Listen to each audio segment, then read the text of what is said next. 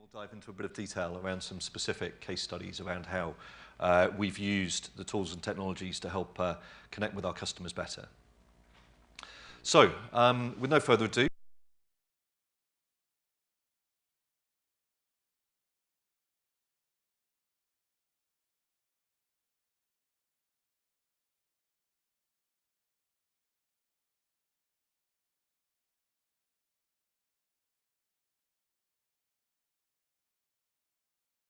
£1.5 billion business.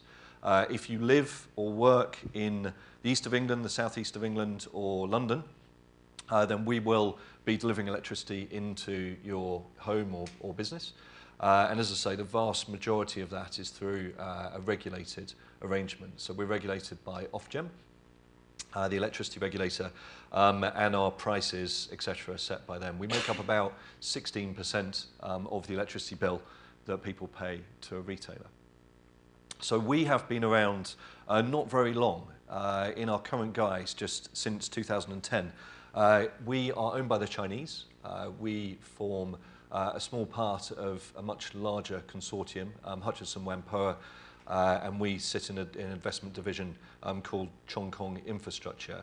They are one of the largest foreign investors in the UK, own a number of companies, including UK Power Networks, Northumbria Water, Northern Gas Networks, and another one who I've forgotten. Anyway, a few utilities in the UK. So those guys have owned us, as I say, for pretty much 4 years now, and we bought the company, as you can see there, from EDF Energy.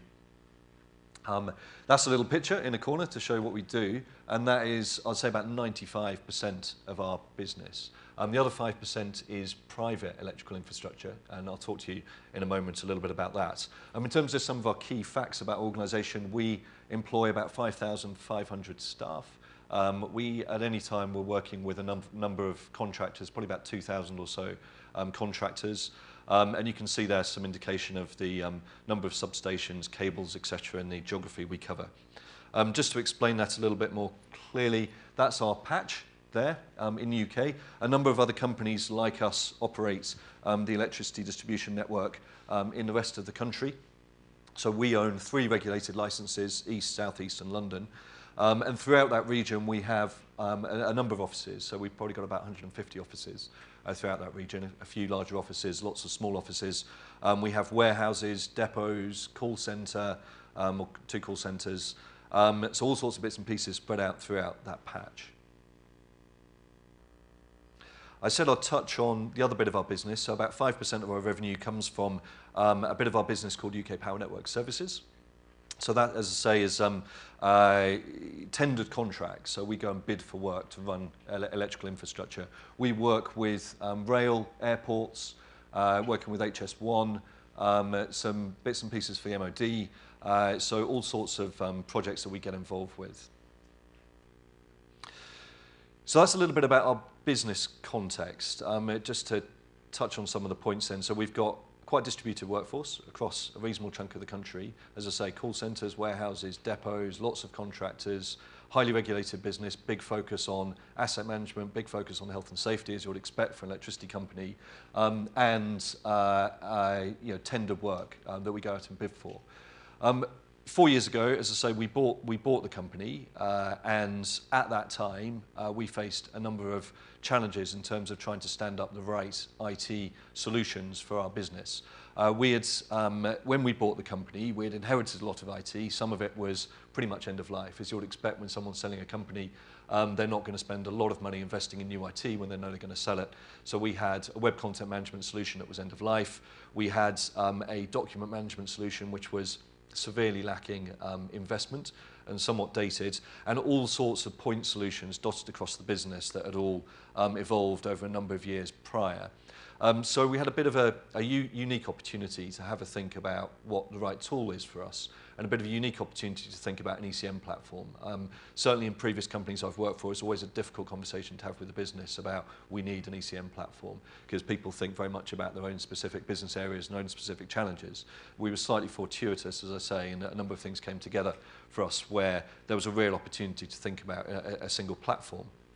So that was a big motivator, as you can see on the top left-hand side. You know, we needed a number of things that came together that gave us a desire for an opportunity for a single platform.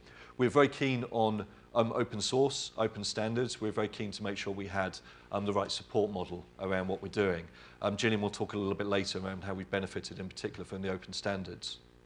On the bottom left, we are not the slickest company, to be quite candid, when it comes to business change, requirements gathering, requirements definition. We're not desperately mature. And so having a product that we could evolve in a flexible manner, or solutions that we could evolve in a flexible manner with bits of our business in whatever way would work for them was quite key to us. We didn't want something that was kind of all or nothing. We had to get the whole business working together in a very tight, rigid fashion. We wanted something that would enable us to work in a waterfall manner, in an agile manner, and keep a focus on business outcomes. And again, we'll touch on that shortly. And then the fourth point in the bottom right-hand corner is we also wanted to make sure we're heavily outsourced as an IT organisation, wanted to make sure that there was a good partner network that supported us. We wanted to make sure we weren't locked in to one vendor, one solution, but we were dealing with companies that had experience in the technology we were choosing so that we could chop and change, get the best price and so on. An important point at the bottom, which is making sure that we struck the right commercial deal. Thanks, Jeff. I saw Jeff. Yeah. So our ECM journey, I've touched a number of bits and pieces on the left-hand side in terms of where we've come from, but lots of legacy systems, a number of those out of support. We had a strong heritage of heavily customized solutions as well, and obviously that had the implication of being costly to upgrade, costly to maintain.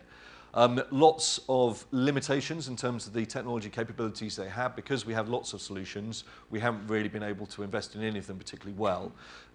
So they'd all got lots of overlapping bits of functionality, but some real opportunities that obviously the last few years of technology evolution have provided weren't open to us. And you can see some there around workflow, audit of end user access and mobile access. So where are we heading to? So a single platform, or a single architecture, should I say, and you'll see some components of that shortly, with a solid support model. We are in pretty good shape in terms of optimizing our TCO. For those that heard David Storey speak earlier in the morning, we talked about trying to get on top of our data growth, those sorts of things. That's probably one of our big challenges and opportunities. Single source of the truth is a really important piece for us. Again, we did have lots of bits and pieces in lots of different places and spent a lot of time trying to work out where the facts were, who had the right versions of the documents, all those sorts of things, whereas now we know. And again, to put those things in business context, when you're dealing with electricity, health and safety documents, for example, that's really key. When you're trying to provide safety information to end customers, that's really key. And the final point I just want to touch on at the bottom is integrated mobile access. So again, we've got a big workforce. About half our workforce, half of the 5,500 people are out and about, climbing poles on the streets, doing surveys, all those sorts of things on a daily basis. All of our contractors pretty much are doing that as well, so another 2,500 people. So there's a real key interface for us, which is making sure that we are able to disseminate information effectively, not only to our customers, but also to our employees and partners. Okay, so where do we use Alfresco? 4 primary purposes at UK Power Networks.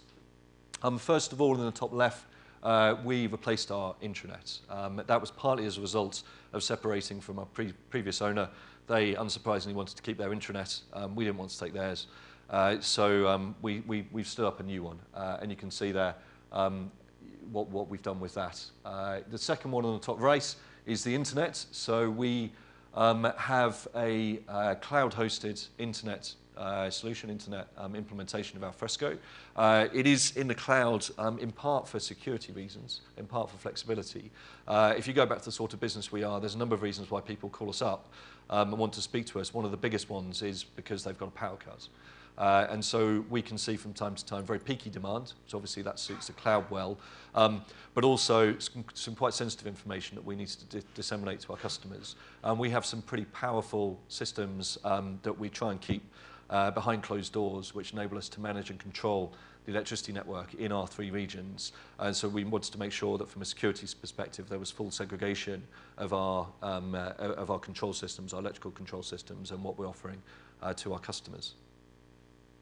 On the bottom left, you can see a little bit of collaboration. That mentions UKPN services. So again, where we go out and win work or bid for work, more specifically,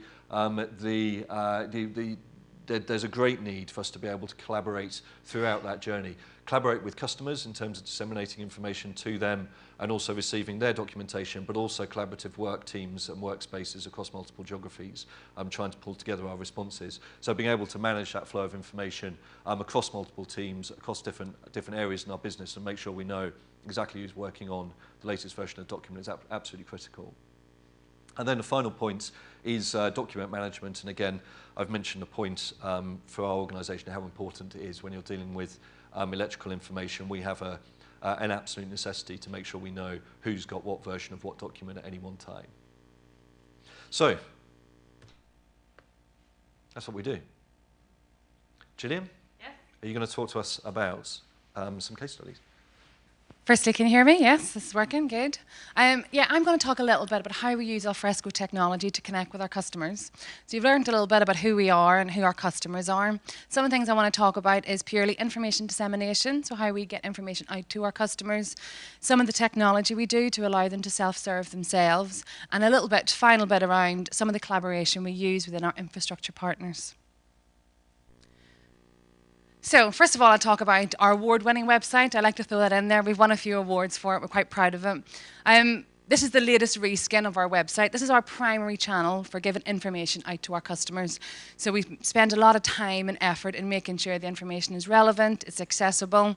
We have a desktop and tablet site. We also have a mobile site.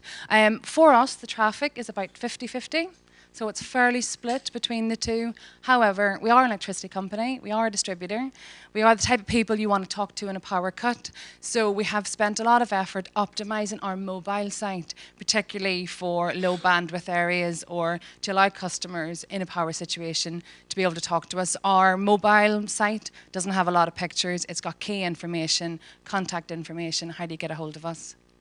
All of our web technology is integrated with our social media strategy. So we do use Twitter, Facebook, LinkedIn, the usual, but all of these tools are dependent upon and integrated within each other and kind of form part of our web strategy. Severe weather, this is part of the case study that I want to talk about today, and it's for me, is an example of where we were able to really test why we selected Alfresco in the first place. So, as a distributor, one of the key areas we need to get information out to our customers is in times of severe weather when we know there's a much higher potential of customers being without electricity. We have three main states, I suppose, on our website. First one is just normal running arrangements. We have a live web chat if you want to come and talk to us. We've got some standard news feeds. When we know there's bad weather coming, we go into prepare state. So we let customers know we are aware there is something happening. We know about it and we're preparing for it. And then we flip into what we call a full system emergency status. Now, for us, this is a completely different look and feel to our website. It looks very different from the normal website. It's got very different information on it. It's got key information. It tells you key information you might need to do in an emergency situation. One of the things for us is this is a task. We don't always get a lot of warning, so we might do this over a period of a few days. We might have to do it in a period of a few minutes. This is all parameter driven, so all of this ability is done by our web editors in our business. It isn't a back office IT task done by my team. This is done by our web editors in the business, and we can flip between modes on our website just simply by using parameters that we have through our standard Alfresco implementation. So, an example, for those in the UK, you'll remember the bad weather that we had in Christmas 2013. We were hit by two big major storms last year. We had St Jude's on the 20th of October, and then at Christmas. So for us as UK Power Networks, it was very much within our footprint. So for us, we were faced with a situation where we had about 460,000 people off supply, including at a time of year, Christmas, when you've got 20,000 customers off supply on Christmas Day. Not a good situation to be in. We didn't have this technology at that time on our website. So our call centre had pretty much been maxed out with about 95,000 calls on Christmas Eve. So we needed to find a way, and the task that came to me and my team, how do we get vital information out to our customers without them having to ring our call centre or find somebody to speak to and take the pressure off our frontline staff? So what we did was we took key information from our control systems, put it on a friendly Google-type presentation map, and just simply put it on our website and our mobile site. What you were able to do is very simply go in, enter your postcode. We told you, we knew about your power cut, and we told you what your estimated restoration time was. So it gave people a bit of comfort that first of all, we knew you were off supply, and that we were doing something about it. For us, we talk about Agile. You heard about Agile this morning. For us, I think we started about 7 o'clock on Christmas Eve, and by 11 o'clock on Christmas Day, we had all of this technology working. And that's, for me, where we really got to see the benefits of being able to use APIs, our open standards, our integration with Google, you know, to put something out at a time when we had a lot of people off on holiday. We did this, me and my team were in different countries, spread across the place, and we were able to do this quite quickly. And by Boxing Day, because in our haste to put the map live, we didn't brand it. So by Boxing Day, it was on Sky News, which we thought was some measure of success. But we've certainly branded it and changed it now. But for us, I suppose this is one of the things where we really tested the use of open standards and us being able to work in an agile way. Self-service. Some of the basic elements we have in self-service, what we call report it and we sort it. So we have some web-enabled forms. You can tell us about a power cut. You can take a photograph of some damage. You can upload it, and you can do all this yourself on the website. So you don't need to contact us. You don't need to ring us or email us. We have all this sort of online capability. Some of the other examples of self-service, and I'll explain why some of these are important. Within the UK, although they might be owned by the same parent, we separate out from a regulatory point of view the distribution businesses from supply businesses. So often our customers may not necessarily know who to contact in an emergent situation or when they're off supply. We've got some very simple tools on our website that you can go in, put in your postcode. We will say, yes, you're in our area. If you're not, we link you to a map and give you some key contact information. And we also, there's a lot of probably social and media pressure around making it easier for customers who want to switch supplier. So one of our obligations is to facilitate that process. We tell you who your supplier is. We give you your meter point address number, essentially your account number, which you're going to need to switch between suppliers. So from a customer point of view, it's ease of access of key information that you might not know how to find, and just speed of service. We have some YouTube videos, such as I want to move a meter, I want some information about a fuse box. So we've got some helpful videos online. One of the things that these are important for us, so Andrew mentioned earlier about Ofgem, our regulator.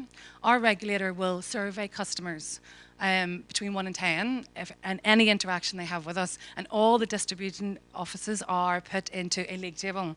So first of all, it's very much part of our customer services strategy to give a good customer service, but we also have regulatory targets. So we have either we can be penalised or incentivised on our customer service scores.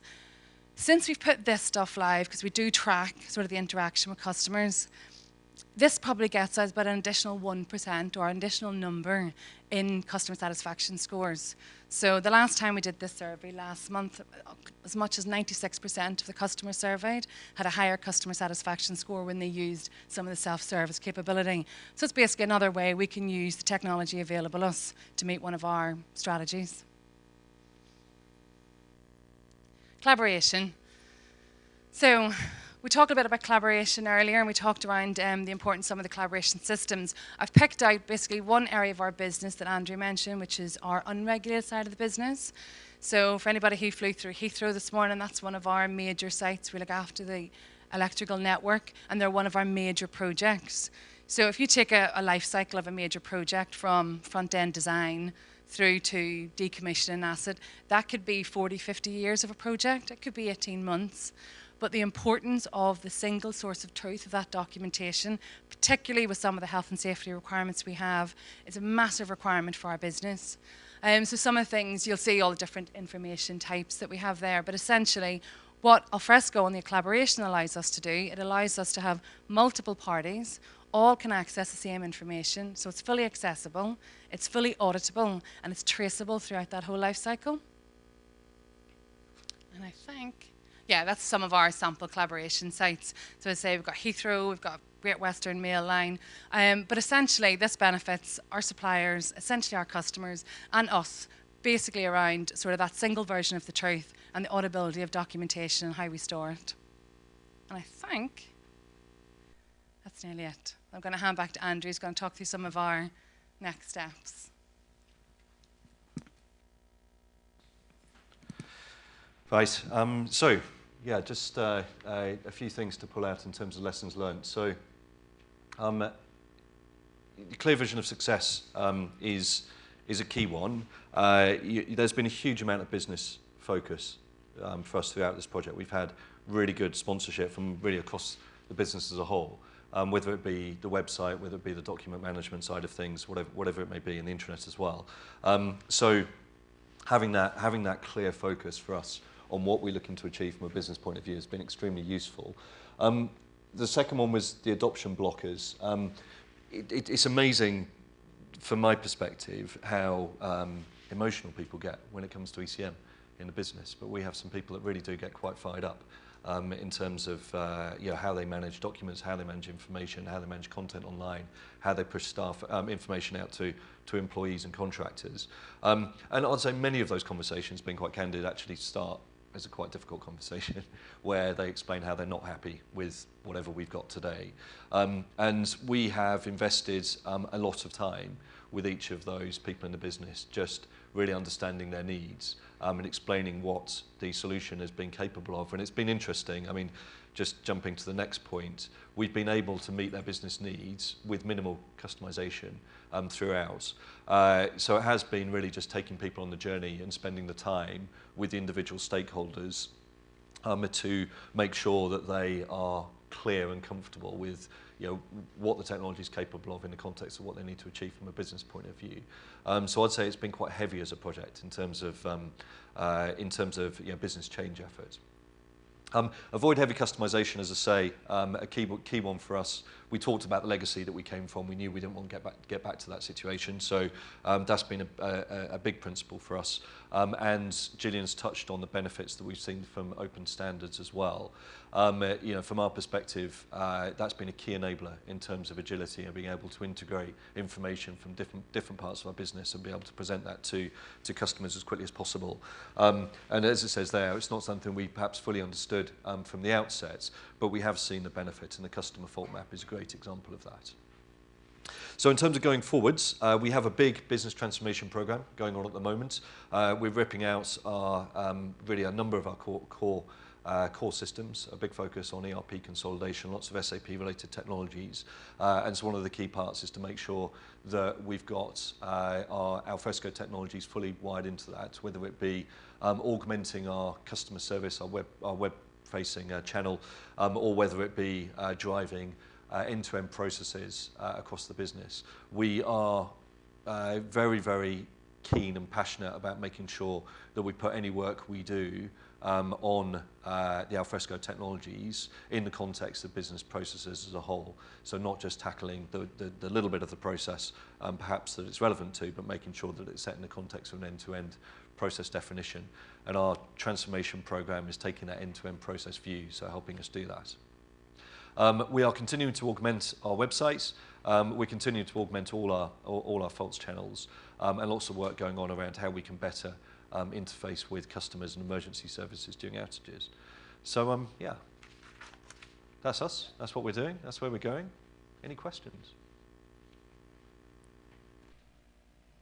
And thank you.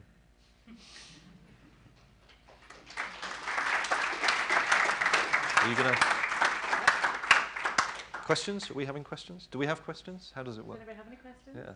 Can I just ask about Sure, yeah. collaboration? Are you actually using the Alfresco share as part of that collaboration?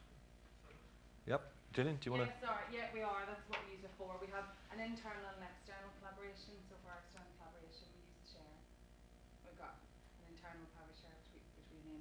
Yeah, I mean, we use it quite liberally, don't we? I mean, Yeah. we as I say, we use it for IT purposes. We use it for, electrical partners. We use it to disseminate information kind of at every available opportunity, really. It works pretty well.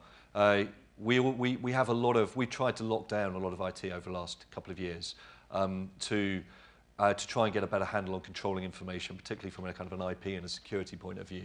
So, you know, we block USB sticks and we constrain the amount of information that people can send out the company. And actually, those things have been really quite useful because people have then phoned us up, normally, as I say, in a quite heated fashion, and said, you know, what do we do? You stopped us sending large emails, or you stopped us doing this, and we stopped us doing that. And we said, well, look, we've got these solutions. Will they work for you? I said, oh, absolutely not, definitely not. We want to work how we've always worked. You're blocking us. Anyway, we send someone friendly along, and by the end of the day, you know, they love it. They love it, and they're telling their friends, and it's really, really powerful. So, you know, it's the sort of thing, I mean, it's so much better than, you know, some of the other means of disseminating information, and they can see that. So, and it sounds like a bit of a strange way, perhaps, to engage people, but we tried, you know, we tried doing road shows, we tried sending emails and all sorts of stuff, but probably the biggest enabler was just locking stuff down, to be honest with you. But if you know you've got a good product, if you know you've got a good solution, and it's going to work in the majority of cases, it's a low-risk strategy. So. And actually, we started in our services business, so we started probably with the most complex users for the most documentation, and that's worked quite well because then other people have seen what they've done and they want to do it. Yeah, it's quite nice to have different. You can, instead of having, you know, coming to the IT people and saying, you know, we'll talk to you, actually say, well, why don't you go talk to them and see how they use it, which is, again, that's really powerful. Yeah. Third-party support, the deployment and an ongoing relationship, what's that been like and what's that like now? What's the reliance on the department? Yeah, so as I say, the slide that Andrew put up earlier, we've actually great success with the team that we put together, and it was one of the big benefits, I think. But we had a multi-vendor team, so we used one of the big blue chip consultancies to help us with the selection of the product. We then brought in like a boutique consultancy and one of the big SIs to do the implementation for us. We have hosting within Rackspace, but actually some of the main teams, so they stayed for about 2 years. It took about 2 years to implement the full program, and the SI that integrated the system in actually do our support to them. And I think we're very happy with the arrangement, so it seems to have worked out quite well. Although we've used different people for different purposes, we haven't just taken one person and got them to implement the whole thing. Yeah. Well. We have quite a large outsource or IT organisation, so the systems integrator that we brought in to do some of the development with us also does some of our application support.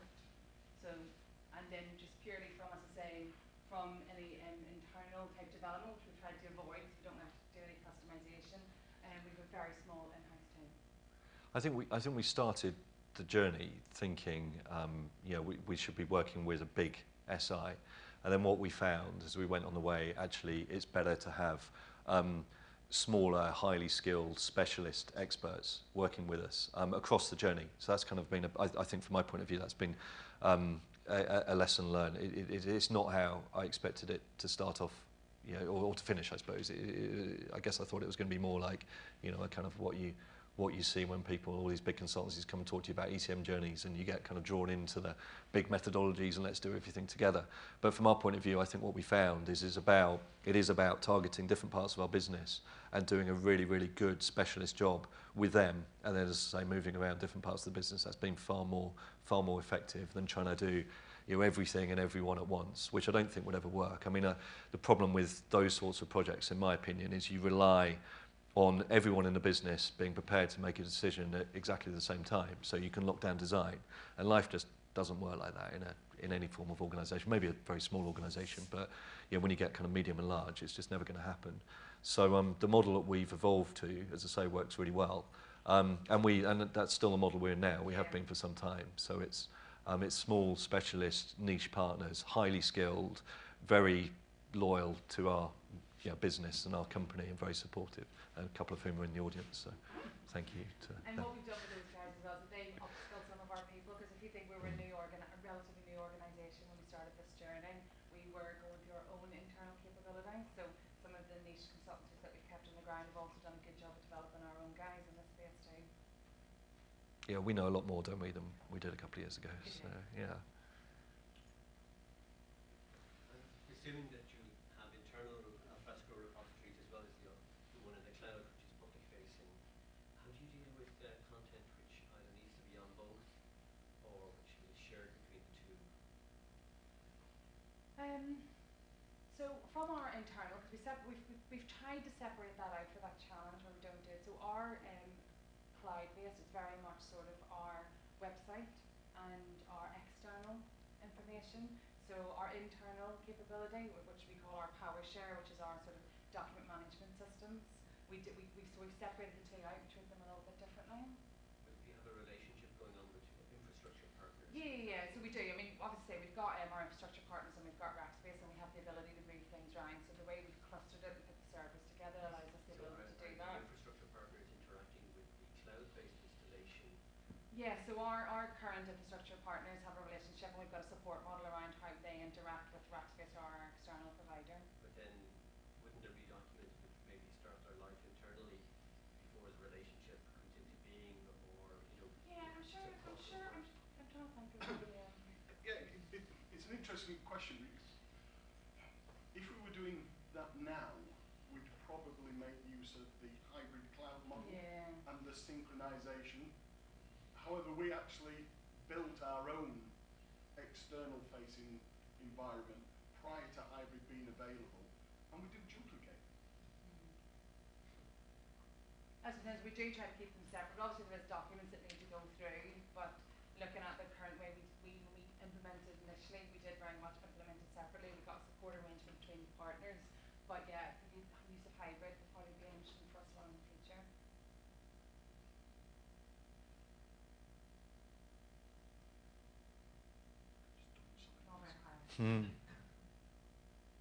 Okay, thank you very much. Good. All right, thanks so much, everyone.